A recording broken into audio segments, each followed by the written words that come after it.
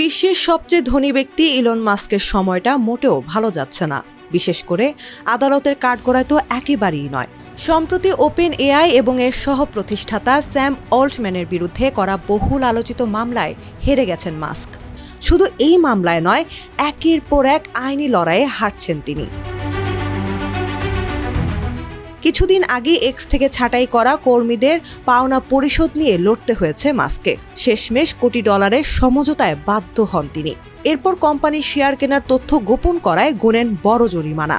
এছাড়া বিভ্রান্তিকর মন্তব্যের জন্য বিনিয়োগকারীদের করা মামলায় হারেন এবং বিজ্ঞাপনদাতাদের বিরুদ্ধে করা নিজের মামলাটিও তার খারিজ হয়ে যায়।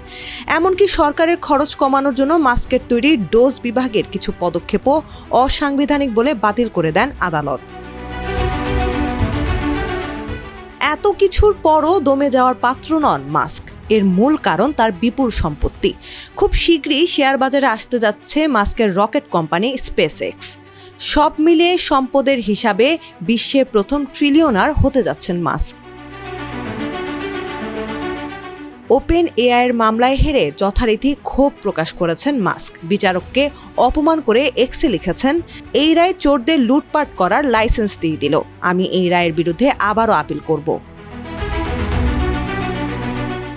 সাধারণত কোনো কোম্পানি শেয়ার বাজারে আসার আগে আইনি নিয়ম মেনে নির্বাহীরা চুপ থাকেন, কিন্তু মাস্ক সম্পূর্ণ উল্টো। পুঁজিবাজারে স্পেস এক্সের তালিকাভুক্তির আগ মুহূর্তে স্যাম অল্টম্যানের বিরুদ্ধে এই মামলা চালিয়ে গেছেন তিনি, যা সাধারণ কোনো ব্যবসায়ী ভাবতেই পারেন না।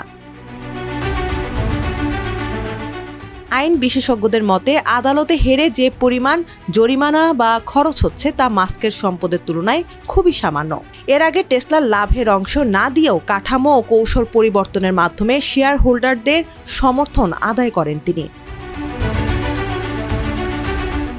বিশেষজ্ঞরা মনে করেন ঝুঁকি নিয়ে এবং সমালোচনাকে খুব একটা গুরুত্ব না দেওয়ার দিক থেকে মাস্কের সঙ্গে মার্কিন প্রেসিডেন্ট ডোনাল্ড ট্রাম্পেরই মিল পাওয়া যায়।